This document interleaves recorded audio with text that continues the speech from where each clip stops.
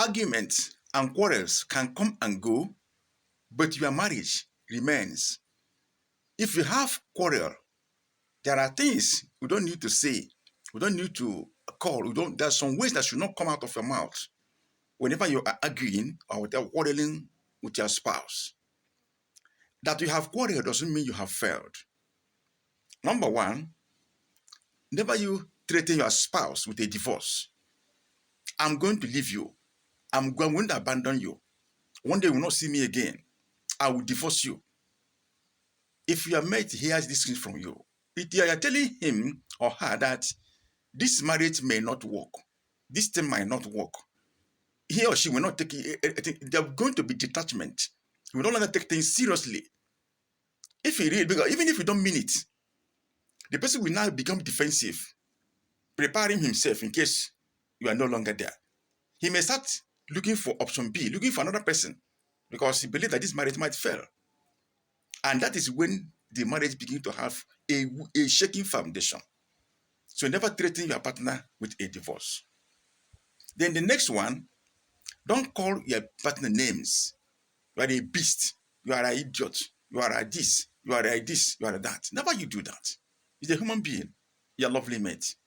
The person will remember that in for like that means you don't love her. You don't love him. You are calling him like this. You don't love him. That's what it means. Then again, never you say anything about the person's parents. Yes, you are discussing with him or her what concerns the person's parents. That's how your parents were. Why your mother. Never you say anything about the person's parents. You didn't think about the parents. Leave the parents alone. You are living with your mate. Focus on her or him. Another one. Never say anything about the past they shared with you. That was a secret the person shared with you. And you are now bringing up the matter in a negative light because he told you or she told you about that thing. If the person didn't tell you, will you know? You won't know. But he told you that in confidence. And now there's an argument, you're bringing up the matter in a bad light. The person will regret telling you such secret. And the person will not confide in you again because you have broken trust. And when you break trust, to rebuild it is not a one-day job. So these things can make the marriage last. So there are things you don't need to say about the person in argument. Then the another one is don't say anything about the person's looks, how the person look. That if the person, as if you don't like the person, as if the person is ugly, or anything about the person's appearance.